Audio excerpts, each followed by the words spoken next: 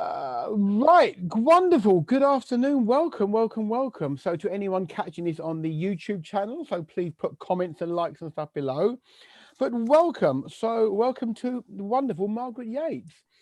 So Margaret Yates, we have met. We've known, I've known Margaret a number of years. Margaret, a very proud as a Vitality member. She signed up for Vitality and embraced it fully. Got her Fitbit and walked like a demon and got all her points and really fully embraced it. So wonderful. And then when I sadly had to go through a divorce recently, Margaret was the first person to call. I mean, makes total sense. Margaret is a former divorce lawyer and now a divorce coach. So, I mean, for me, obviously, the whole process is a scary process. So I needed someone I knew and trusted to help me through the process. And obviously, goes without saying, using a divorce coach, she's quality. You know, she knows what she's talking about, but she's a lot cheaper than using a divorce lawyer. And talking about divorce lawyers, here's Annabelle. Anyway, so welcome, Margaret. And I believe you're bringing out a book as well soon, all about divorce and the rest of it. So good. So I'm going to spotlight you, okay, and Margaret, and run through the questions, okay? So, Margaret, first of all, number one, oh yes, is divorcing my spouse going to bankrupt me? Oh, that's a really good question, Nick. I love that. Short answer to that is yeah. If you want to play silly buggers and mess about all the time and tit for tat and argue to and fro and over this and that, but hopefully common sense will prevail, and actually it doesn't have to bankrupt you. If you know what you're doing, you know the process, you've got some good, clear information to go to your solicitor with, it shouldn't bankrupt you. You should be able to do it within a reasonable reasonable remit. However, it will cost you money. The court fee alone for a divorce petition is £550. So it's not cheap, and it will be unusual if either party comes out, you know, really in the position that they were in when they were both living together, because obviously if you're both living together under one roof, you're both contributing. So there will be you know, costs for you going forward in the future, but when you're through the divorce, then that's your starting point. I tell people, you know, it's not the end of the world.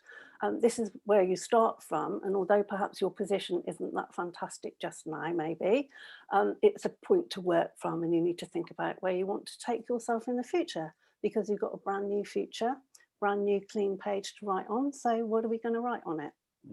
Well, again, yeah, I mean, I remember there was a case recently when a couple, they basically argued away their £750,000 value of the house. They were just arguing in court, and all their assets all went on legal fees. So, you know, absolutely. It's a real shame when that happens, because really there's no need for it. No.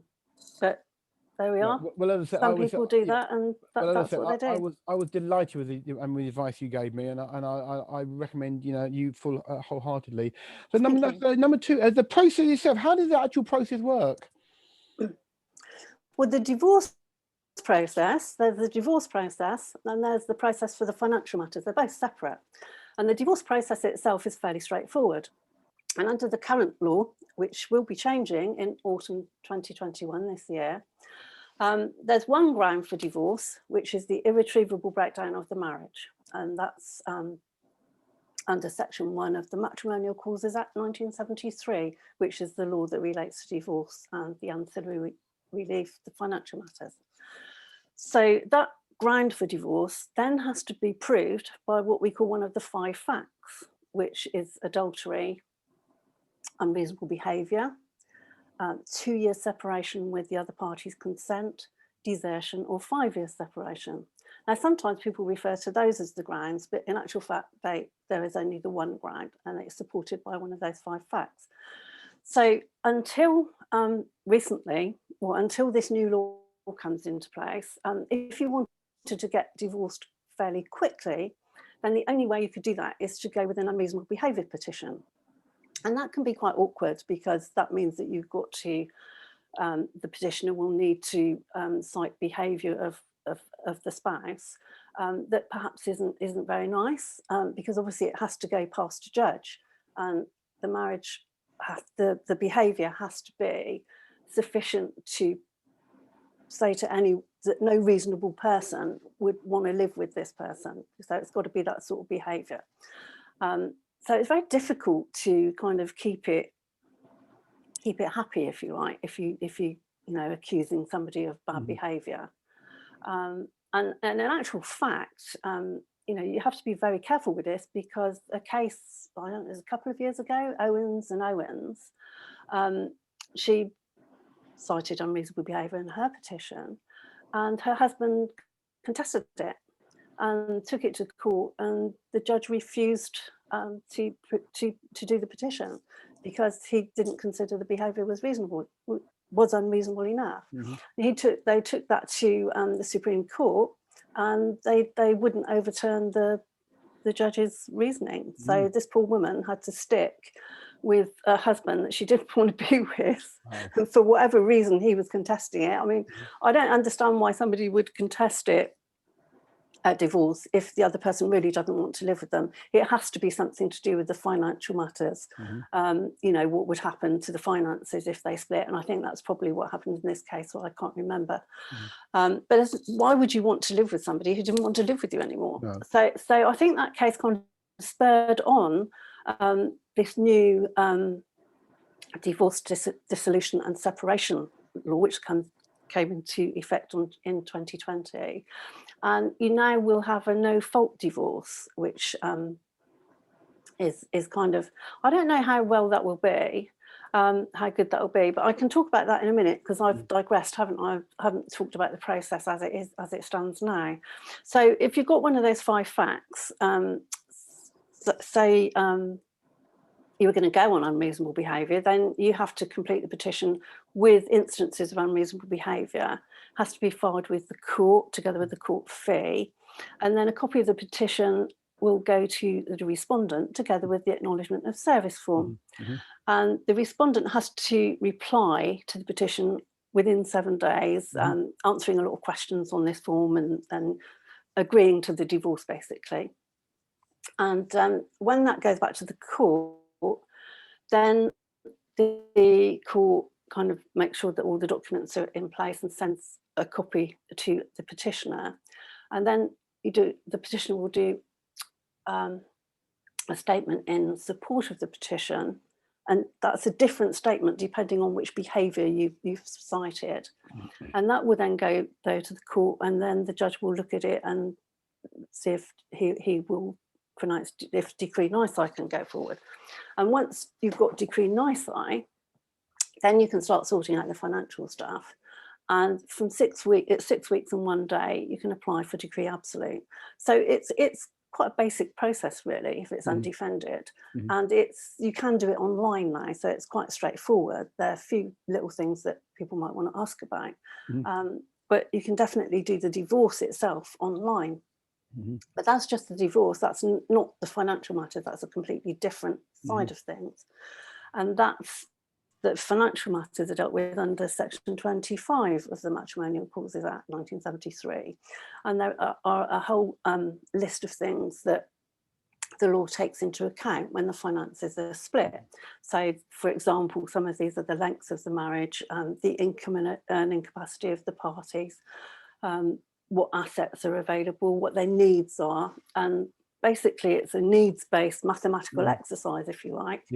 And if there are any children involved, then the children's needs are paramount. So well, I'm sure we'll talk about the financial matter a bit more under mediation. We come to talk about mediation later. Sure. Okay, so can I ask, it's an interesting question. If I don't sign the divorce papers, then the divorce can't go ahead, surely? No, I'm sorry, it will go ahead. It will just take a little bit longer, that's all, because if you don't sign them and you don't return them to the court, then what the petitioner will have to do is to either get the court bailiff to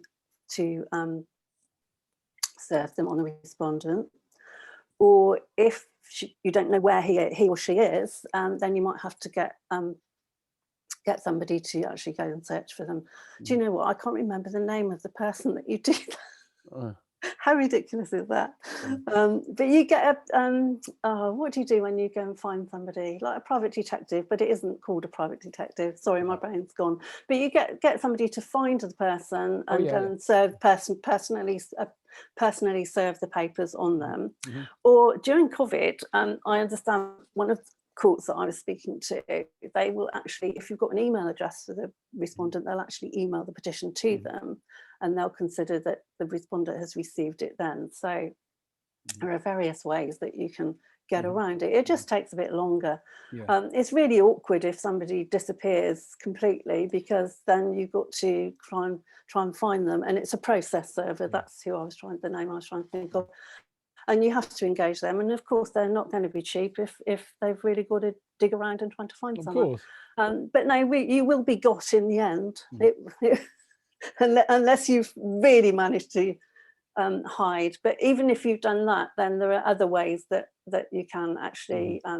There's what's called deemed service, and that can be dealt with. It can be dealt with, but it sometimes takes longer. That's all. Okay, no, I like this next question. And I said, so is it one? I'm going to go with, if my spouse commits adultery, then surely I'll be entitled to more of the finances. And I think I know the answer to that. Definitely not true, I think. Well, that's right. It isn't true, but you can understand why people think that, or why someone might think that, because if they've been going along in the marriage and thinking, you know what, this is all right, it's a bit comfortable now, but we're going on all right, and then suddenly they find that their husband or wife has been out committing adultery with somebody else, you can imagine how that person must feel. They had no idea, the shock, their whole world has turned upside down. So they're actually, it's human nature. You've upset me, so I'm going to get you, that sort of thing. So that attitude really doesn't help, but you can understand why people might feel like that. And it's really helpful if they come and talk to somebody like me, or get some counselling or something, so that their perception is actually put in a better place. But the answer is absolutely right. No, it has to be really, really seriously bad behaviour before the court will take that into account. Fine. Okay. Now go swift on to mediation, because we did mediation ourselves. We only did one session, which was great. Not cheap, certainly, I tell you. But so, do I have to go to mediation? What is a mediation process? Okay. You don't have to go to mediation if you're a couple that have sorted all your finances out. You've both sorted out where you're going to live. You've both sorted out where the children are going to be. You've sorted out that you've both got enough income coming in so you can manage, and you've got this agreement that you've come to an agreement with, and you're both happy with it. Then you don't need to go to mediation. You can go to a solicitor. You need to go to your own solicitor, so you need separate legal advice on the agreement, just to make sure that you're both, it's okay for both of you. And then you can get the solicitor to draw up a consent order. And the consent order will put that agreement into a binding order. You will obviously have a full and final settlement, or you want to have a full and final settlement, because that will draw a line under the financial provisions of the marriage, so that neither of you can kind of claim on either of you in the future. So if you've got an agreement that you're happy with, you go and get the consent order and it's passed by the judge, then all well and good. However, if you're kind of getting into an agreement and you've got one of you is a bit touchy about it and isn't quite sure, and not happy, but is kind of going along with it, sometimes that can really help to go to mediation. And just, if you've got everything together anyway, and you've just got a couple of things that you just can't quite get to grips with and agree on between you, then it's worth going, because it allows the person who's a bit touchy and a bit worried to feel that they've been heard by a professional person. And do you know what? It is so important for people to feel that they've been heard. And generally, if they feel that they've been heard sufficiently, they will then, accept the outcome and what's going to happen. So if you've got a situation like that, I would suggest that mediation might be a good thing, rather than go to a solicitor, which is going to be a lot more expensive. I know you mentioned mediation you felt was expensive, Nick, but it wouldn't have been as expensive as if you had gone to a solicitor and for the same time, if you like. You would probably pay double what you pay for mediation. So it's worth going. Because then you will get, agreements set up in a memorandum of understanding, which you can then take to a solicitor and have put into a consent order in the same way that I was talking about just now. And if you've come to that agreement and you feel you've been heard, you feel somebody's heard you who's professional and understanding, it will be much easier for that agreement, for you to comply with that agreement. Whereas if you end up going to court because you can't agree, then the judge orders what you have to do. That's really not a good place to be, because you're actually being ordered to do something. And human nature, we don't like to be ordered. We like to do things because we want to do them. So that's why it's much better to come to an agreement. And then, I know that I had good friends of mine who, I think normal number of mediation sessions, you're looking at sort of 3 or 4 kind of stuff. You should be able to do it in 3 or 4 sessions, but I think they had like 9 or 10, and then they just arguing. So I mean, presumably there's no perfect number, but presumably you need a couple who have broad agreement to go into mediation. Well, yes, or if you can't agree and you're going to court, then you have to have shown that you've tried to go to mediation. You can't go straight to court. You've got to have given mediation a try. And unless, of course, there's abuse, domestic abuse, and that is a completely different ball game. But it depends. I mean, if somebody comes and talks to me, then I can give them an idea of what paperwork they might need to take to mediation. We can have a chat and we can see where you're actually out, between you and your spouse, what you're how far apart you are, arguing about, how far apart you are. And if you can kind of get that all lined out before you go to mediation, you probably only need, you'll have to have the first session, which is obviously the intake session. And then you'll be told to go away and get certain paperwork anyway, which if you've spoken to me, you've already got sorted and done. If you can go back into the next session, with the paperwork, and you've both got your paperwork, you know that you're only this much apart. Hopefully you should be able to thrash out that point in 2 or 3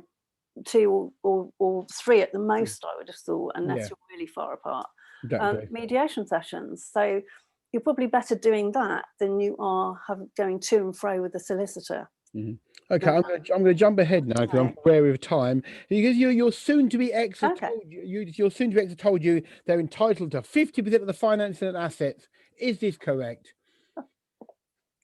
It depends. That's the yardstick is 50%. That's where we start from. However, as I was saying, it's Section 25 of the Matrimonial Causes Act that is applied when dividing the finances, and it's on a needs basis. And if, say, you were a couple, executives, you've been working, you're both earning the same money, the house you bought together at the beginning of the marriage, it's a long marriage, but you bought it together, you both put in it, so pretty much you've been equal parties to it, then I would suggest that you would get 50-50 from that, no children or anything. But if you were kind of an executive whose wife stayed at home and looked after the children, who was able to do that because of the work you did, and you've got a couple of children who are of school age, then it might be that the wife needs a little bit more than the husband, because she obviously hasn't got the earning capacity that he has at the moment.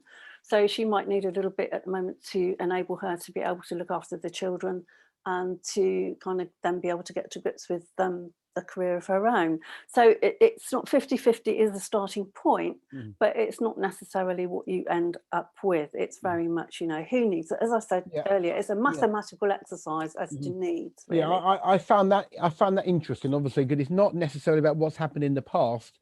It's what both parties are able to do in the future. As you said, if one person has better earning possibility than the other one, so bear that in mind. So that was interesting. So again, what does a divorce coach do, Margaret? Tell me about you and what you do. Okay, well, what is a divorce coach? A lot of people say to me, what do you mean a coach? How do you coach people through divorce? Well, if you think about, if you wanted to play tennis and you wanted to be really good at tennis, you'd get a coach, or you'd get somebody to be accountable to, wouldn't you? Because you want to get that extra mile, you want to get through to the outcome, you want to get through to the end, you want to, I won't say beat people in a divorce, but you want to get through there, you want to get there. And you'll practice every day, so you'll do what you have to do, you get all your paperwork in order, and then sometimes you'll get a day when you just don't want to go out and play tennis, you just don't want to do it, but you know you've got to do it. And your coach should be there saying, come on, Nick, you can do this. You know, you really need to get out there and do it. You know what you want. You know the outcome you want. You know you want to get this done as quickly as possible. So come on, Nick, let's go and do this. Come on, shall we? You know, and encouragement. And that's kind of what I do, because, you know, divorce is not nice. You know, even if you're issuing the petition yourself and you've decided the marriage is over, it's still not a nice, pleasant thing to go through. And you will get curveballs thrown at you from, you know, it probably surprise you the number of curveballs you get thrown. And you kind of don't understand, where is this coming from? You know, what's happening? Why is all this happening when I'm all right? I want to get divorced, you know. And to have somebody there to help you through it, and to say, come on, let's talk about this. Why do you think this is happening? And getting a better perception of why it's happening. Because if you've got an understanding and a perception what's happening with the other person, you can then react in a different way, because you can't make the other person do something they don't want to do, or be somebody who you want them to be. You have to deal with the situation yourself. So you have to learn to react. You have to learn how to react to that person. And sometimes the reactions you're getting from the other person are not what you think they should be. And, you know, talking that through and ironing it out and looking at different ways of going about communicating is I find people find really helpful. So not only do we do that, we sort out paperwork, we get all our paperwork together so that you don't have to spend too long with the solicitor. And then we also think about what you want for the future. You know, what outcome do you want? This is happening, this is going to happen, you're not going to stop it. So let's go with the flow and see where you can get to, see what would be a really good outcome for you, and see if we can achieve it. So it's all about supporting, helping. You know what, you get that letter from a solicitor on a Saturday morning. I used to hate that. It seemed somehow they seem to put the rottenest letters in from the other side in the post on a Friday night. So Saturday I'd get this letter and I wouldn't know what to do with it. Well, guess what? If you get one of those letters, all you've got to do is ring me and, you know, have a really good blow about it. And don't, you know, and once you've had that blow about it and we've talked about it, I can help you understand what's happening and how to respond to it. And having that person there, I wished I'd had somebody there. It's the most isolating, alone thing. I was going to say, I bet you wish you'd have known this, because obviously you went through divorce many years ago. You feel so alone with this letter from this obnoxious person saying things about you that are not true, and yet they're coming, you know, saying it all through solicitors so they all read it, and it's just soul destroying. And if I had somebody to kind of, you know, let rip to and talk it through, I'm sure I would have been able to deal with it in a much better way, and I would have got to grips with it and been in much more control than I was. I was all over the place, and in fact at the end of my divorce I was really ill because I just couldn't cope. I didn't know what to expect, and that's something else that I help people with, is what to expect. And you know, it's not going to be an easy ride, and that's okay. So what can you put in place so that you can you know, help yourself? Like, you know, what little personal things can you do? Going to a spa, you know, having some time out to you know, really pampering yourself and things like that.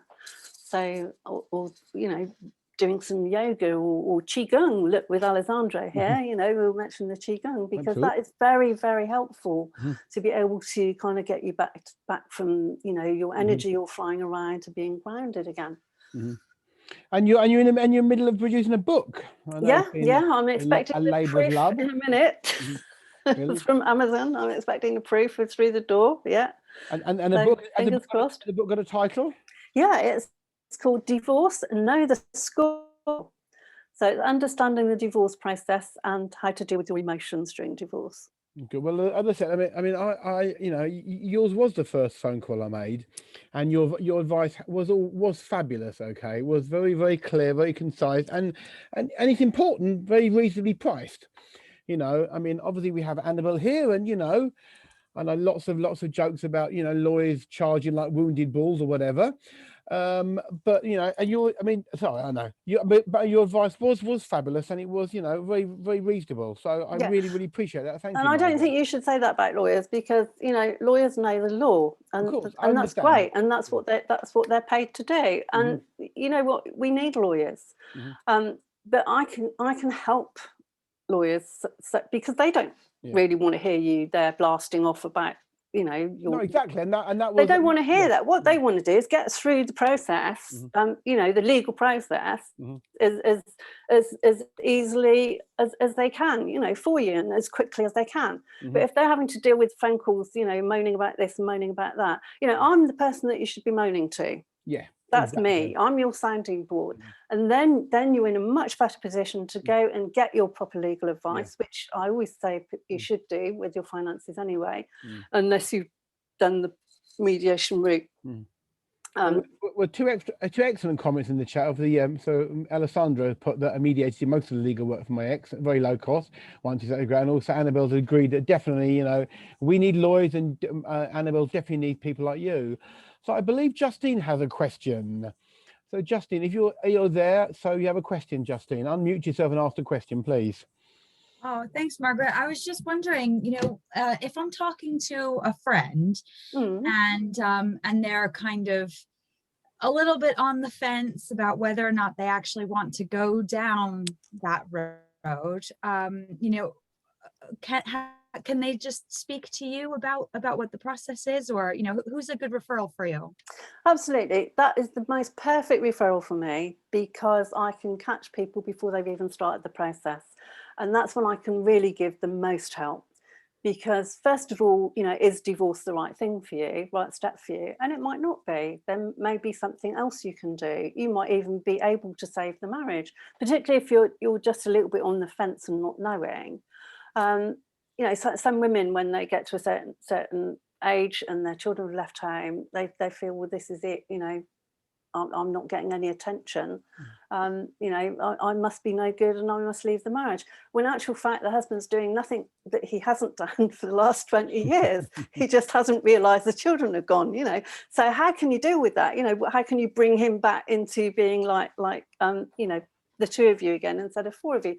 So there are things that you might want to do before you go down the divorce route.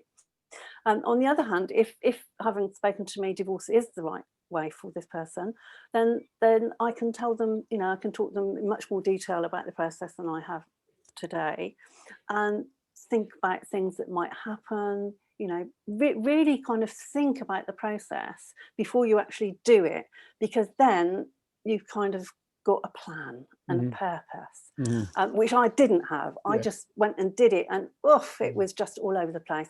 If you've got a plan and a purpose, you can achieve anything, and you've got an outcome.